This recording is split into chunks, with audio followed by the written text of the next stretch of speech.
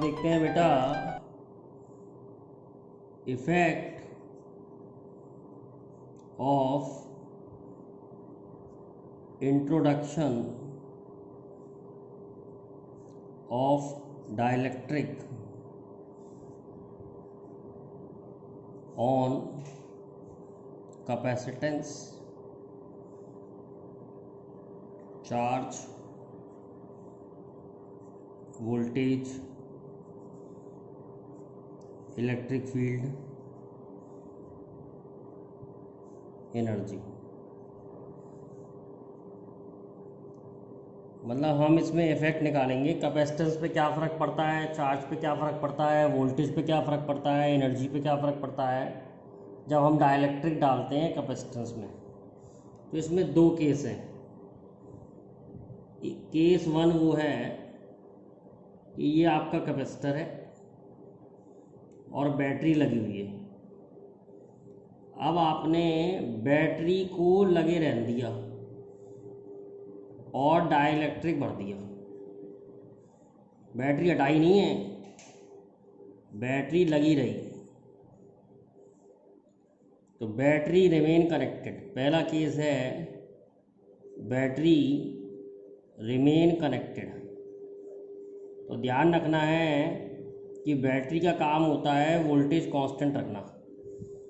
तो यहाँ वोल्टेज वही रहेगा, वी डैश, बाद में भी वही रहेगा, पहले भी वही रहेगा, वी डैश वी ही रहेगा। यही इम्पोर्टेंट बात है। अगर बैटरी कनेक्टेड रहेगी तो वी डैश वी ही रहेगा, बाद वाला वोल्टेज और पहले वाला वोल्टेज सेम रहेगा। अब देखते हैं कैपेसिटेंस पे क्या फ़र्क पड़ता है। कैपेसिटेंस होता है बिना डाइलेक्ट्रिक के epsilon not a by D, और विद डाइलेक्ट्रिक कैपेसिटेंस हो जाता है के epsilon not a by D. तो हम देख रहे हैं कैपेसिटेंस के टाइम्स बढ़ जाएगा। अब कैपेसिटेंस बढ़ गया है, वोल्टेज कांस्टेंट है, तो चार्ज पे कुछ ना कुछ तो फ़र्क पड़ेगा। तो चार्ज का फार्मूला सी वी है पहले, बाद में चार्ज का फार्मूला नया कैपेसिटेंस और नया वोल्टेज वही रहेगा, तो क्यू डैश हो जाएगा के क्यू। तो चार्ज भी के टाइम्स आ गया। अब रह गई बात इलेक्ट्रिक फील्ड। इलेक्ट्रिक फील्ड होता है वोल्टेज अपॉन डिस्टेंस। तो ना तो वोल्टेज बदला है और ना डिस्टेंस बिटवीन प्लेट बदला है, तो इलेक्ट्रिक फील्ड वही रहेगी जो पहले थी। अब एनर्जी निकालते हैं। एनर्जी का फार्मूला होता है हाफ सी वी स्क्वायर। बाद में कैपेसिटेंस बदल गया है तो हाफ के सी, और वोल्टेज वही रहा है तो वी स्क्वायर। तो एनर्जी भी के टाइम्स आ गई। तो इन 5 चीज़ों पे इफेक्ट निकालना था, पांचों चीज़ पे इफेक्ट निकाल लिया है। एक बार और समझा देते हैं। कैपेसिटर लगा है और बैटरी लगी हुई है, बैटरी लगे में ही आपने डाइलेक्ट्रिक भर दिया इसके अंदर। इन चीज़ों पे क्या फ़र्क पड़ेगा। तो कैपेसिटेंस पहले epsilon not a by D, बाद में के epsilon not a by D, तो कैपेसिटेंस के टाइम्स बढ़ गया। वोल्टेज वही रहेगा। ये सबसे इम्पॉर्टेंट बात यह है कि अगर बैटरी कनेक्टेड रहती है तो वोल्टेज वही रहता है। चार्ज हो गया सी वी, नया चार्ज हो गया के सी वी, तो चार्ज के टाइम्स हो गया, यानी चार्ज बढ़ जाएगा कैपेसिटर पे। इलेक्ट्रिक फील्ड होती है वी बाई डी, ना तो वोल्टेज बदला है ना डिस्टेंस बिटवीन द प्लेट बदला है, तो इलेक्ट्रिक फील्ड वही रहेगी। एनर्जी होती है हाफ सी वी स्क्वायर, नई एनर्जी हो जाएगी हाफ के वी स्क्वायर, तो एनर्जी हो जाएगी के टाइम्स यू। ये था जब बैटरी रिमेन कनेक्टेड है। अब केस 2 देखते हैं। केस 2 में आपने क्या किया है, एक कैपेसिटर है, इसको पहले बैटरी लगा के चार्ज कर दिया। अब बैटरी हटा दी, और डाइलेक्ट्रिक बढ़ा। हटाने के बाद, बैटरी हटाने के बाद डाइलेक्ट्रिक भरा है। तो when battery is removed charge remain constant. When battery is removed charge remain constant. ध्यान रखिए ऐसा क्यों हो रहा है। अब चार्ज फ्लो कहाँ करेगा, जब आपने सर्किटरी हटा दिया, बैटरी हटा दी, सर्किटरी इनकम्प्लीट है तो चार्ज कहाँ जाएगा, चार्ज जो प्लेटों पे था वही रहेगा। तो जब बैटरी हट जाती है तो चार्ज कांस्टेंट रहता है, यानी Q dash remain as Q. जो बाद वाला चार्ज है और पहले वाला चार्ज है वो क्यू ही रहेगा। कैपेसिटेंस पे देखते हैं क्या फ़र्क पड़ता है। कैपेसिटेंस था epsilon not a by D, तो नया कैपेसिटेंस हो जाएगा के epsilon not a by D. तो कैपेसिटेंस तो वैसे ही चला, कैपेसिटेंस के टाइम्स हो गया। अब देखते हैं चार्ज की क्वेश्चन देखते हैं। चार्ज पहले है सी वी, बाद में चार्ज मान लिया नया कैपेसिटेंस के सी और नया वोल्टेज वी डैश, लेकिन जितना पुराना चार्ज था उतना ही रहा, क्यू डैश क्यू के बराबर है। तो हम कहेंगे Q is equal to K C V dash, Q C V हो गया है और ये K C V dash. Voltage बदलेगा, चार्ज नहीं बदलेगा, वोल्टेज बदलेगा, तो वोल्टेज हो जाएगा वी बाई के। तो यहाँ पर वोल्टेज चेंज हुआ है। इलेक्ट्रिक फील्ड की वैल्यू हमने पढ़ी है वी बाई डी, नई इलेक्ट्रिक फील्ड के लिए वोल्टेज रख दिया वी बाई के और डी, तो नई इलेक्ट्रिक फील्ड आ गई ई बाई के। 5 चीज़ों पे निकालना होता है। चार्ज वही रहेगा, वोल्टेज कम हो जाएगा, कैपेसिटेंस बढ़ जाएगा। अब आती है बात एनर्जी की। एनर्जी का फार्मूला मैं अब ले रहा हूँ हाफ क्यू स्क्वायर अपॉन सी, क्योंकि क्यू कांस्टेंट है। वो वाला भी लगा सकते हैं हाफ सी वी स्क्वायर, पर सी ओ वी दोनों रखने पड़ेंगे, इसमें एक ही रखना पड़ेगा। एनर्जी का formula half Q square upon C है, तो नई एनर्जी के लिए हो जाएगा हाफ क्यू स्क्वायर अपॉन के सी। तो नई एनर्जी हो जाएगी के टाइम्स, कम हो जाएगी एनर्जी, यू बाई के हो जाएगी। तो इस तरीके से हमने इन 5 चीज़ों पे इफेक्ट लगाया जब डाइलेक्ट्रिक डाला तब। बहुत इंपॉर्टेंट पार्ट है ये, बहुत सारे कंपटीशन एग्ज़ामों में और बोर्ड के एग्ज़ाम में भी इसको पूछा जाता है। पूछने का तरीका क्या रहता है वो हम क्वेश्चन सॉल्व करके पता लगाएंगे। जैसे एक क्वेश्चन करते हैं, distance between the capacitor, distance between plates of capacitor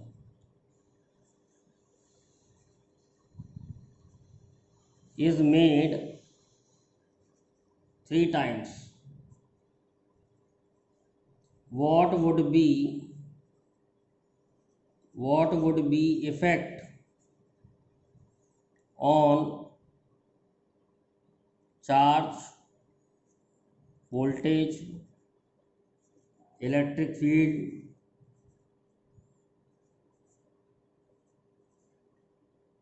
energy, capacitance. Case 1, इसमें भी 2 ही केस हैं। Case 1, when battery remain connected, battery जो है वो कनेक्टेड रही। तो फिर समझते हैं, एक कैपेसिटर है और उस पर बैटरी लगी हुई है और कैपेसिटर की प्लेटों के बीच की दूरी डी है।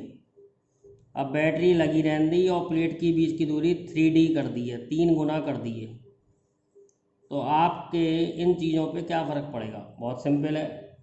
फिर वही बात याद रखें, अगर बैटरी कनेक्टेड रहेगी तो वोल्टेज कांस्टेंट रहेगा, वोल्टेज रहेगा V। कैपेसिटेंस पे देखते हैं क्या फ़र्क पड़ता है। कैपेसिटेंस है पहले epsilon not a by D, बाद में कैपेसिटेंस हो गया epsilon not a by 3D, 3 गुना प्लेटों की दूरी बढ़ गई है, तो कैपेसिटेंस 1/3 हो गया। अब आती है बात इलेक्ट्रिक फील्ड की। इलेक्ट्रिक फील्ड है V बाई डी, तो इलेक्ट्रिक फील्ड V तो वही रहा है, लेकिन डिस्टेंस बिटवीन द प्लेट 3 गुना बढ़ गया है, तो इलेक्ट्रिक फील्ड हो जाएगी E बाई 3। अब देखते हैं चार्ज पे।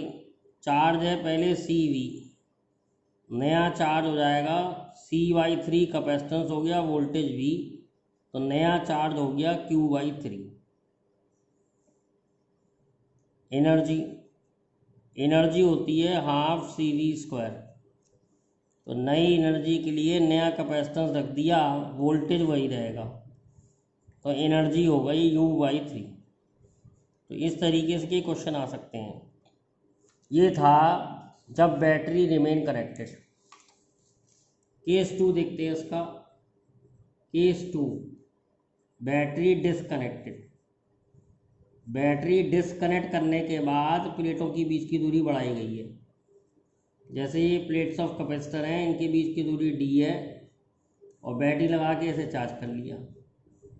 अब बैटरी हटा दी, बैटरी हटा के प्लेटों के बीच की दूरी 3 गुना कर दी है, 3 टाइम्स कर दी है, 3d हो गई।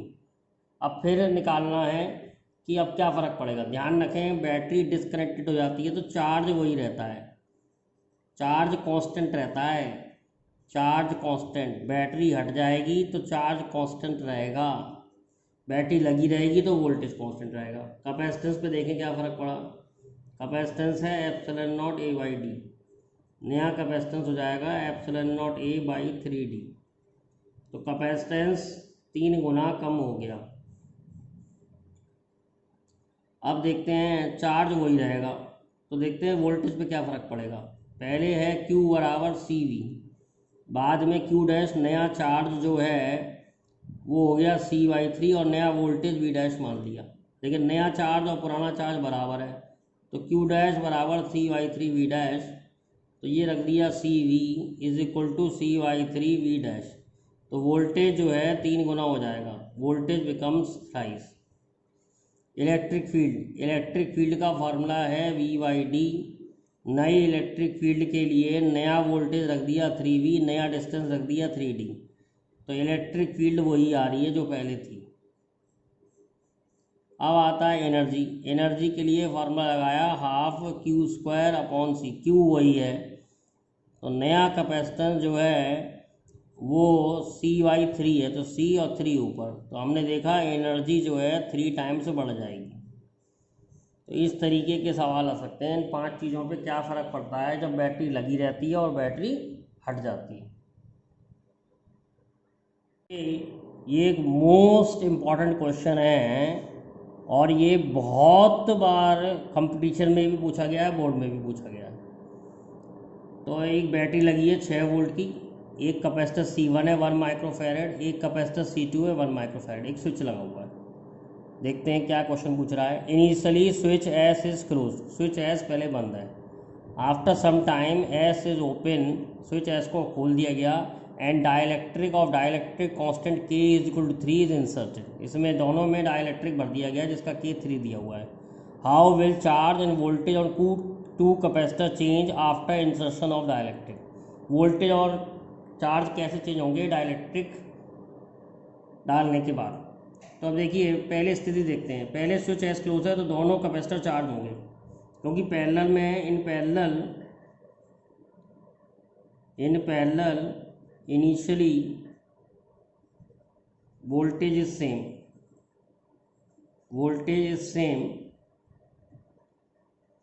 On both capacitor. दोनों कैपेसिटर पर वोल्टेज सेम होंगे, इक्वल टू 6 वोल्ट। तो पहले 6 वोल्ट है, मान लो इस पे चार्ज Q1 है, इस पे चार्ज Q2 है, तो Q1 हो जाएगा C1 इंटू V। C1 है 1 into 6 micro coulomb. Q2 C2 इसका है 1 और इसका भी वोल्टेज 6 है, तो 6 माइक्रो कूलम। दोनों पे इनिशियली चार्ज 6 माइक्रो कूलम है। अब स्विच हटा दिया, देखो स्विच हटाने का मतलब क्या है। स्विच हट गया तो मतलब बैटरी हट गई, तो C2 वाले से तो बैटरी हट गई है और C1 वाले पे बैटरी लगी रही है। जिस पे बैटरी लगी रहेगी उसके वोल्टेज कांस्टेंट रहेंगे। After insertion capacitance K times हो जाता है, तो कैपेसिटेंस जो हो जाएगा नया C1 डैश हो जाएगा 3 इंटू 1, 3 माइक्रोफैरड। लेकिन वोल्टेज कांस्टेंट है C1 पर 6 वोल्ट, तो नया चार्ज जो हो जाएगा उस पर वो हो जाएगा C1 डैश इंटू V। तो C1 डैश 3 है और वोल्टेज उसके 6 है, तो वो 18 माइक्रो कूलम हो जाएगा, ये है। अब C2 का क्या हाल है।